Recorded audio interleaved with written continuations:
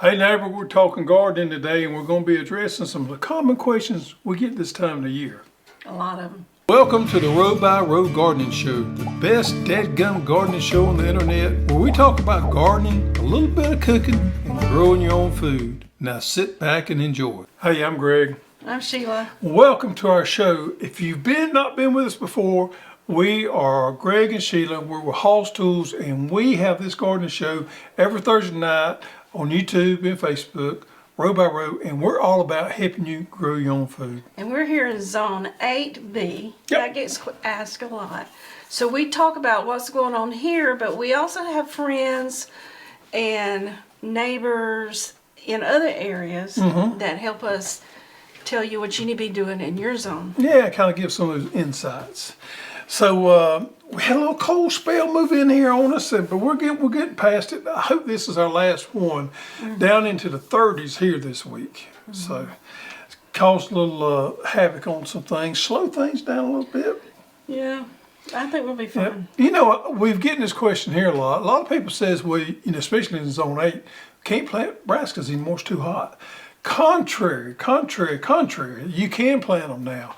We grow brassicas all the way up into May. Harvest them probably to the commercial guys probably do it all up to the 1st of June. In the garden situation, it's very common to grow cabbage and broccoli and collards and everything Kale all the way up to May. So yeah, we're still planting them. Matter of fact, I don't know if you know this, but I got 2 special collards that I'm trialing in the garden right now.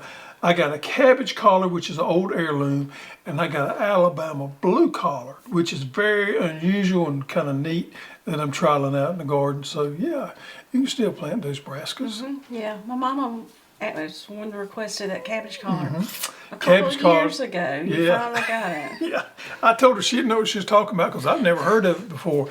But couldn't find out there was such a thing, and I finally found some seeds for it, and I got it for her and us to grow out a few. So be interested to see. It's an old variety that has grown in little pockets all over the United States. So what you got going in your garden? My squash is up. My peas are about... English peas. English peas are growing like crazy. My potatoes are up. What you got going? Same thing. I got some stuff. I went ahead and planted some tomatoes a little bit early, I know, but I went ahead and planted some. But I'm in that mode of getting everything ready. So I worked out there. Time has changed. So we got longer in the afternoons to work, which is a wonderful thing for me because I love my afternoons in the gardens. Yesterday afternoon, I worked late, getting everything prepared. I'm thinking corn. Plant corn. Probably after this little spell here within the next week, I'll probably get my corn planted.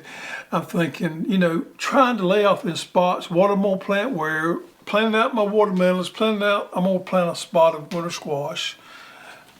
And you know something else I think I'm going to grow this year? And I had popped this on you. There's a particular type of gourd that you plant.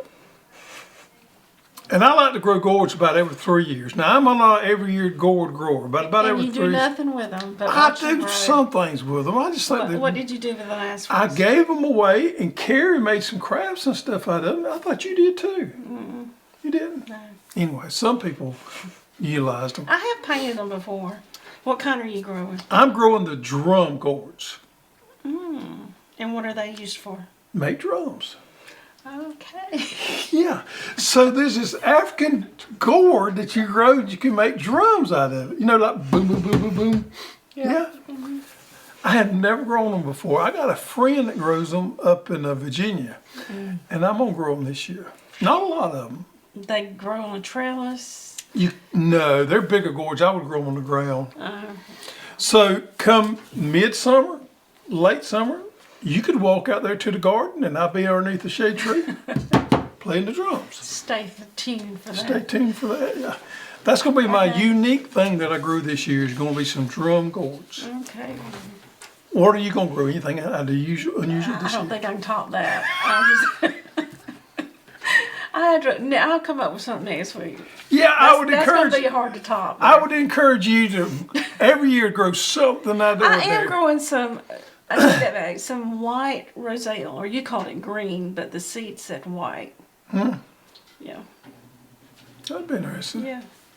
So, The calyx are white instead of red. yep. Greenhouse is full. We got plants in there galore. You've got a little too early on some of your sunflowers. I don't know. You could probably plant them next I week. can plant them next week. Yeah, they're about ready to plant. We got all kind of stuff coming off in there, and I got a lot of experimental varieties that we're working with. Some peppers. You need to do a greenhouse tour. Yeah, I should do a greenhouse update. Anyhow, it's that time when we're just getting all. Everybody's in a good mood. Everybody's working late in the garden, sleeping good at night because you're tired, and excited. Flowers, thinking about flowers a little bit. So give us an update on plugs. How we doing? Plugs, we got plugs plugging along. Plugging along. So we'll have plugs for the next few weeks, folks, and I'll just show you tomatoes. There's some tomatoes right there. Ain't they pretty? Now these are grown in a 128 tray, which is a little bit bigger than a 162. So if you get your plugs in and you're not quite ready to plant them, we'll get this question. Well, what should I do? Yeah, this is our first question. Go ahead. Just up pot them. Look at there. This is up It potted. doesn't necessarily have to be this big. No, this is something that we like to recycle. So whether you or some of our friends buy some flowers or something at the big box store, we always kind of keep the containers to reuse those.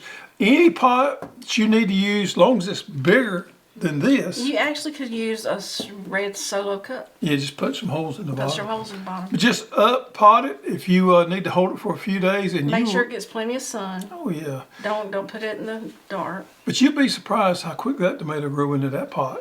Quick, quick, quick. You hit it a couple times with some fertilizer, ba-boom. And then, let me see again. Then when you get ready to plant it outside, you're going to remove these bottom leaves and plant it all the way up to there. Yep. Yep. So I planted this one deeper. I planted it deep, as you can see, than what this was. So every time we plant tomatoes, we plant them deeper than they were before. Good rule of thumb there.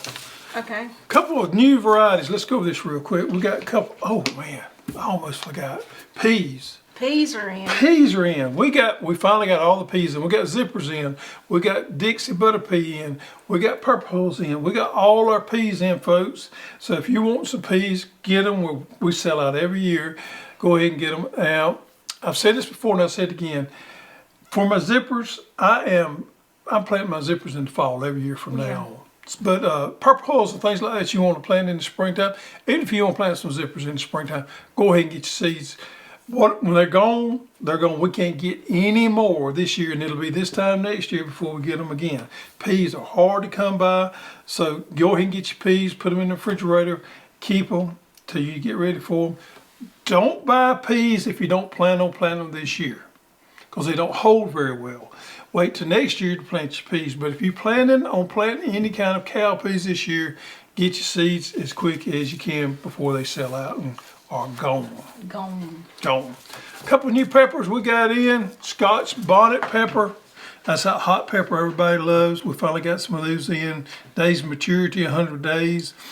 These, as with most hot peppers, are a little slower to germinate. So make sure you account for that. We got a new one right here that we've had on our list for a long time. Fried green tomato. That just sounds good. It sounds good, but I've never seen a tomato variety called fried green tomato. No. 80 days to maturity. It's a yellow tomato? It's a green tomato, of course, and from green it goes to a kind of a golden color to more of a yellowish color. But the thing about green tomatoes, you know, when you fry green tomatoes, you want them breaking just a little bit, and you don't want a lot of juice in your green tomato. So that's what makes this one right here so good, is this a real meaty type, and it lends itself well to frying even after it turns. So that's Got some of them planted? No, but I need to, don't I? Yeah, we love fried green tomatoes. All right, those two we have in. Another product that we just got in right here, folks. So this right here, we've had these pruners for a while. This is our Hoss pruners right here that's made in Switzerland.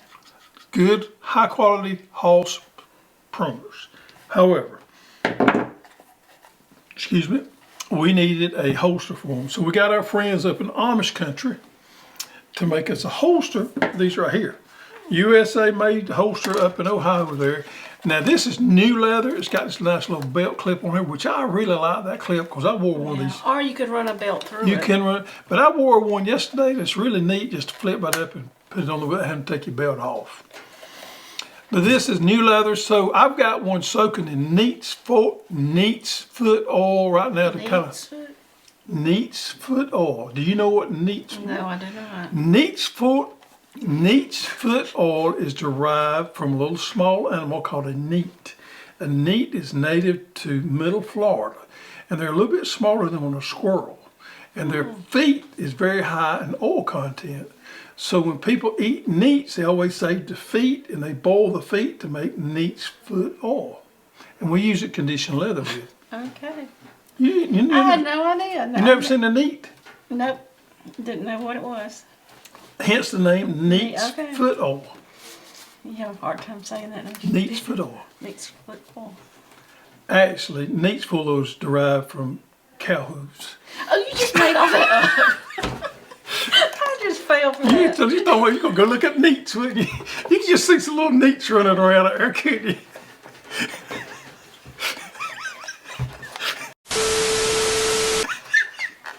Anyway, neat's foot oil is derived from cow hooves. I should know. Okay, next. All right, so anyhow, I'm soaking me one to soften up the leather. This leather's been a little tight. You know, once you get it broke in, these things fit really good, but I like to put some kind of leather conditioner on it. Leather conditioner on there to kind of soften it up a little bit. That was pretty good, wasn't it? Yep, that was pretty good. Hey, tonight you've been dreaming about little neats running around everywhere. I was scared. How do you get the oil out of their feet? I mean, what do you do to them? I was thinking that was terrible. So we got some common questions, folks. We're going to try to answer. We get these questions through our customer service, and so we need to address them on our Row by Row show and talk about. You gonna be all right? Talk about these questions, and I'm sure more than one person's got these questions, so we'll talk about them on the show and help you out there. Oh, Lord. All right. So we talked about if you're not ready to plant the Yep, plugs, yep. what to do. Yep. All right. When do I start fertilizing the plugs? Start fertilizing plugs once they get the true leaves. Once a plug comes up, and once a seed comes up and puts out those first two leaves, I try to wait till I see the other, what they call true leaves coming up, then I start fertilizing. So these plugs that they're getting, once they get them and get them in the ground or the pot, they can start Immediately. because it Yep. has all the true leaves. Right. On the plugs, start immediately once you get them in. Now you can do that a couple of different ways. You can take our complete organic and mix it into your soil as a pre-plant, which I like to do. Or you can use something like our tomato and vegetable bubble. And you just take one of these, it's like flop, flop, fizz, aquaseltzer, put it into a gallon watering can and water with that. Or you can use our trusty 20-20-20. You can inject this to your drip tape, or you can You can mix this up as well too. It's water soluble. Water soluble. Yep. So either one of those, but I do like to, as soon as I get them into the ground, go ahead and start getting some fertility on them to get them popping along. Okay. Third question, with the little cold snap, if your potatoes already popping through the ground, you have squash, cucumbers, what would you suggest to do? Okay, on the squash, cucumbers, and tomatoes, because I got tomatoes planted as well. If it's getting, and peppers are really sensitive to cold. If you're getting below 40 or below 38, I would At night. I would cover with a row cover, and I think that'll help you a lot. On your potatoes, don't sweat potatoes a whole lot there. They can take a little cold. If it gets below 30, then I might consider going out there and hilling them and covering the potato up with dirt. Yeah. Throwing soil to them and covering them up. Yeah. Or if they in a grow bag or raised bed, just cover them. Yeah, if you can, when they In a first come container. up. Yeah, and soil insulates them and will help them keep them get burnt. If they do get burnt back a little bit, it's no big deal. They rebound real quick. Matter of fact, I've seen them get burnt back almost to the ground and come back. Yeah. So they're very resilient. So don't worry about your potatoes a lot. If you got peppers out there, tomatoes, squash, and cucumbers, you probably want to put more attention to that. Yeah. Of course, all your brassicas are fine on down into the low 20s or below that. Okay. Next question, when do I need to start my roselle? Okay. I started mine last week, and they're up about 1/2 inch. And the thing about roselle is you need to plant them at the right time. It takes 6 months before you're going to see a harvest. You will not be able to harvest them till October, November, when the day length, they're affected by day length. So when the days shorten, that's when they'll start blooming. They need a lot of space. You need to plant them 3 to 5 feet apart. The further apart you plant them, the bigger the calyx will be. Well-drained soil, not a place that's really wet. It needs to be well-drained. Sandy type soils if you got it, instead of a mulch type soil. Full sun, they would not do well in shade. And do not over-fertilize them. You'll have more bush and less calyx. Now, another thing that I thought about when I was reading on this is in 6 weeks after you plant them, you can start harvesting the leaves. And you can eat them raw, like in a salad, or you can cook them as a green. It said that it's sort of like a spicy spinach. You know, if you eat it raw, it reminds me of goat weed a little bit. Yeah, it does. It has a little bit of that sour taste to it. Yeah. And actually, the root of it can be used as the fibers for making burlap sacks. I can't imagine. After I get through playing drums, I'm going to beat some out and make me some burlap sacks. Make you some sticks. Yeah, make me some sticks. Yeah. And you can save the seed, which is a good thing. Yep. And we have also a growing guide on our Hoss University for roselle. So if you have any of these questions about growing roselle, we also have a video on making wine and jelly, and I dehydrated some, and tea. And I think that's all linked in the growing guide. And it is frost, freeze, susceptible. So if you don't get it planted early enough and you have a cold spell.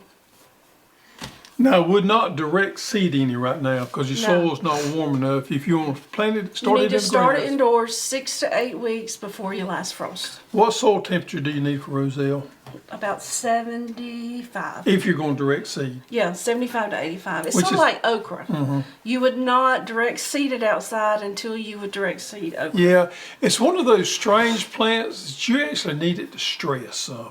You don't want to baby it too much because you do it more harm than good. Yeah, one year I over fertilized and I had more bush, and it needs about 1 inch of water a week, but you do not need to water it every other day like you would other stuff. Yeah. So we get this question every year, and it's a well-warranted question. People want to plant seedless watermelons because everybody loves seedless watermelons, but they are finicky to germinate. Very finicky to germinate. Do seedless watermelons have seeds? Very, very small seeds. Yes. Pliant seeds. Pliant seeds is what you call them? I didn't realize that. Pliant, yeah. They have seeds. They're not as visible as the black hard seed. Or they're not viable seeds. Right. They're not fertile. Do you know how you create the seedless watermelon? I do, but you can tell everybody. You want to tell them? No, you tell them. Tell them. So the typical male watermelon and typical female watermelon have 22 chromosomes. So to get the seedless watermelon, they take a male watermelon and then they take a female watermelon that's been altered that has 44 chromosomes. And when they're breeded together, breeded, whatever. Now you made me lose my train of thought.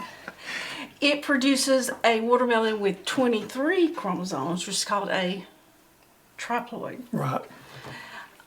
So when you plant them out in your garden, you sandwich the seedless with a pollinator, and we use sangria, and it produces that seedless watermelon. Had a girl.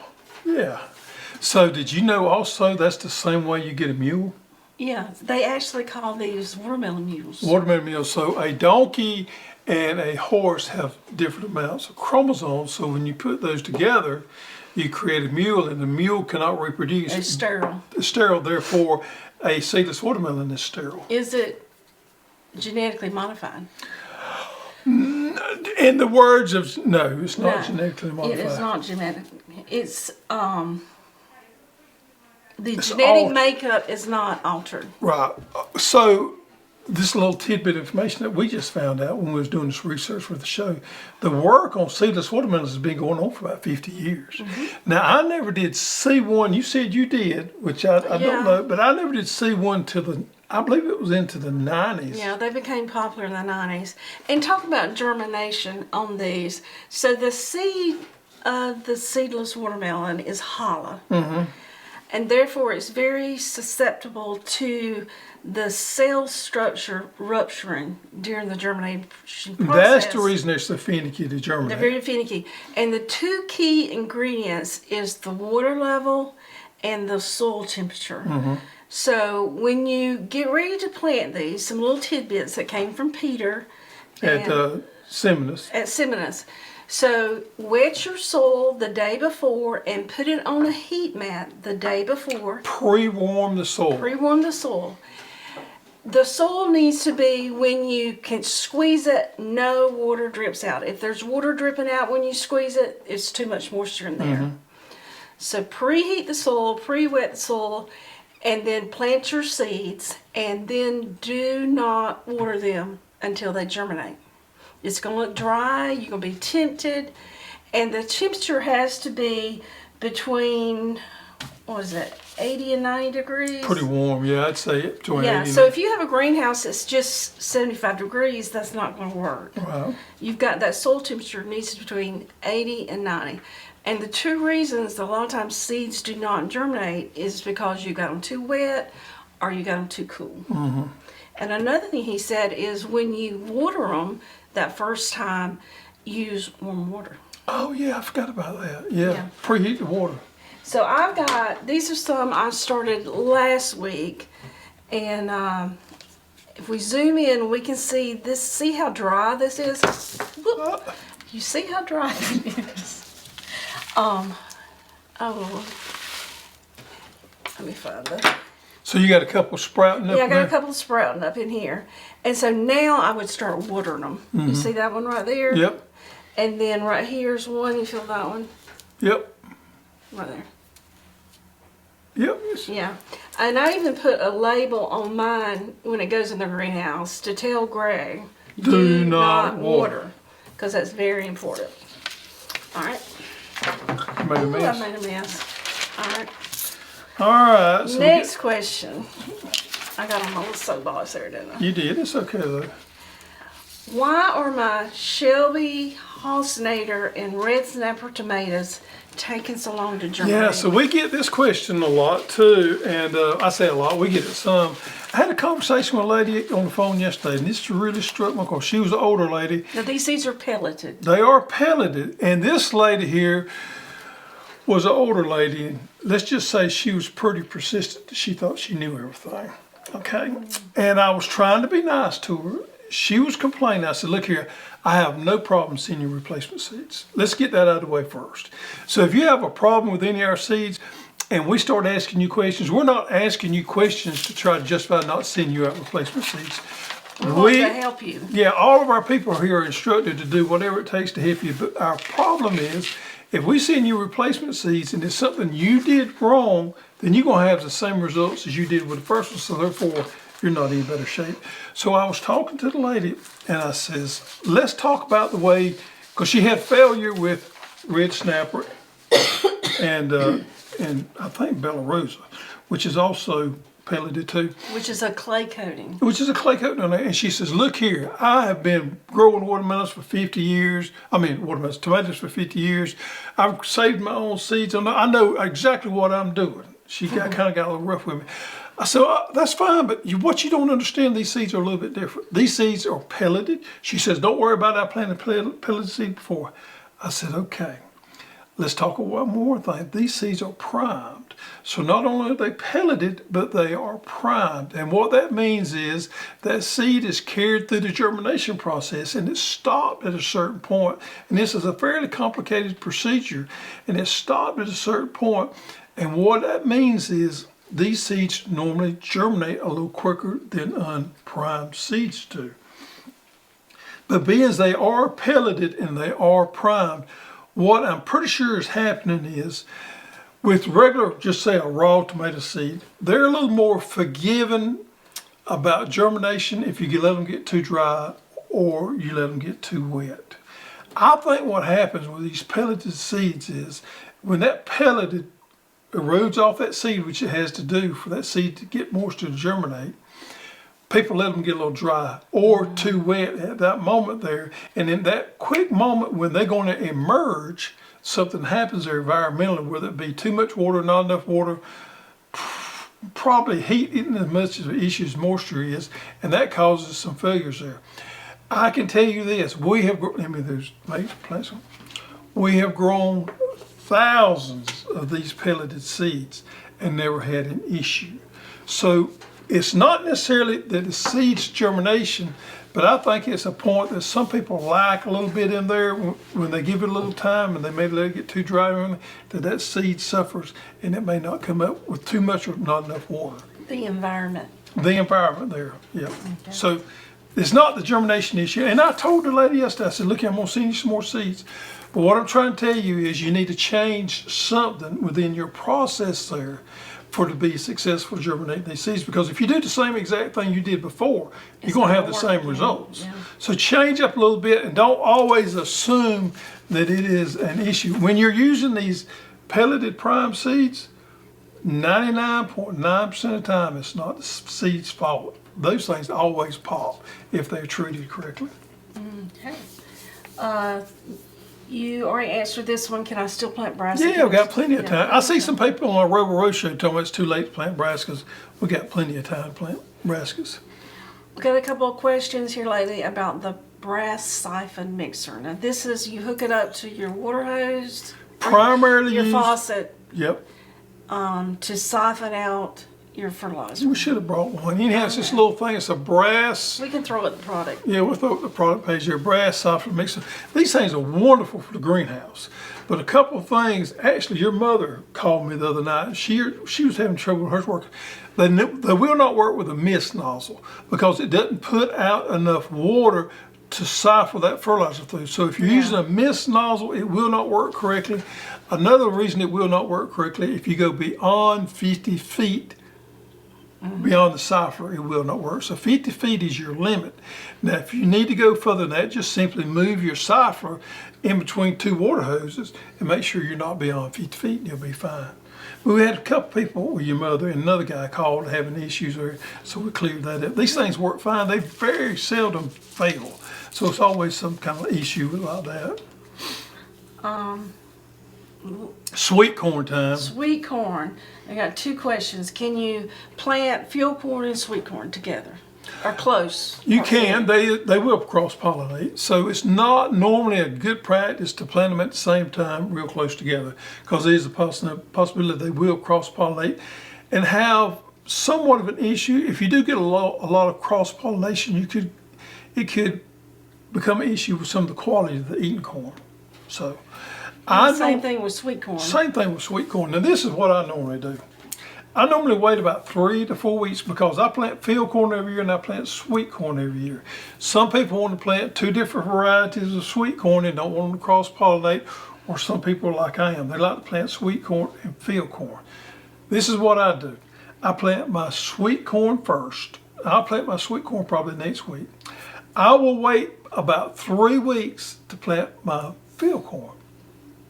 That way they don't pollinate at the same time.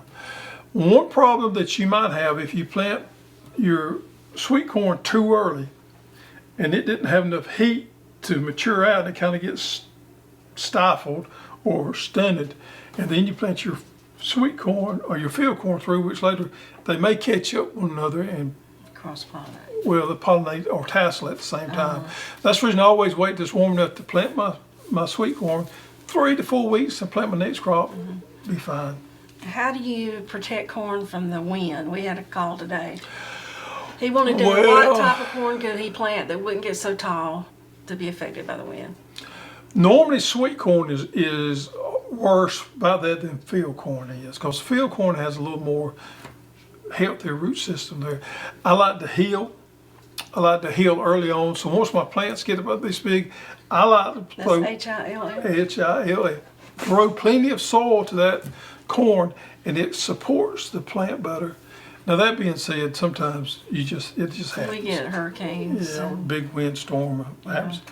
Usually it'll stand back up. I've only lost one crop being blown down in all my years, and that was a hurricane. Yeah. Hurricane Michael come through here and laid that corn directly on the ground, and it never did stand up. That's the only one I've ever lost. Yeah, it's a lot wet too. Yep. Yeah. Okay, question number 10. When will the Thom multiplied onions be ready? Probably sometime in April. Okay. A lot of people's they're seeding out on them, I think now, but those are what we call false seed heads. Those not viable seeds. You can't save the seeds. Can't save the seeds, so don't worry about that a whole lot. If they're doing that and you want to go ahead and split them and plant them again for next year, it's a good time to do that. We're going to try to get a little bit bigger bulb size on ours. So we'll wait till probably April, because we're growing a seed crop. But if you're growing them for yourself and they start seeding out, pull them up, multiply them, plant them back out, and you'll be fine. Okay. If you have any questions that we didn't cover, Yep. put them in the comments and we'll try to get to them. Garden Spotlight. First, let me talk about last week's Garden Spotlight. Uh-oh, you made a boo-boo? Yeah. The picture was not of Claire. That was Claire's husband. I thought that when you said that, but I didn't want to say And you anything. usually But correct me. I know, but I said that. Very few, if any men I've ever known named Claire. I mean, I know these men out there named Claire, but it's more of a woman's name than it is. Anyway, Claire, sent the picture in, but it was a picture of her husband. right. Okay. And it was Gamble Gardens. Right. Okay. But Claire is the wife. Yep. Okay. Garden Spotlight this week is Patrick. Patrick is Cajun, and he has one of those Cajun names up there. And Thibodaus. I'm not going to butcher that. Yeah. Okay, he's from Louisiana, Zone 9, and he has tomatoes. Had your Oh, wait, pictures hold it upside now. down? Tomatoes and carrots and what's that? More tomatoes Yep, more tomato. He got bucket farm there. and potatoes. Well, ain't they pretty? Ain't they pretty? He's way ahead of us. Yeah. Zone 9. Thank you, Patrick, for Yep. sending those pictures. And Patrick is down in Louisiana. Yeah. Yep. So you want to talk about what the old goat. Oh, the old goat drawing. We got to do the old goat drawing, don't we? So the old goat's on the set here somewhere, and it's a figurine. If you find the old goat, I forgot to. you've got to move it. There's a We will do the old goat drawing and let the person know. Yeah, put in the comments below where the old goat's at, and then we'll draw next week and send out a prize for the old goat. How about that? All right. He got messed up on that little neat still running around out there somewhere, ain't he? I was going to go look over the picture. Just thinking of it. squirrels, neat. Oh, the neat. And then they cut his feet off and they get all. Woo. Woo. Corny Joke. Corny Joke ready. I'm going to get you back for that. You got one coming. I'm ready. What do you call a stolen yam? Stolen yam? I don't know. A hot potato. That was good. All right, folks. Thank you for joining us. We hope you enjoyed it as much as we did. And get out there and get your garden. Start working in it, getting it planned off like I am. And I just sit out there sometimes on my bucket, think about this is what I got to do tomorrow, and this is what I got to do the next day, and all that's good therapy. Good therapy. Yep. Good time of year. Good time of the year. Enjoy God's creation, the birds. Enjoy the beautiful days we've had. So thank y'all so much for joining us. Hope you get outside, find some time to get outside, get your thoughts together, and get dirty.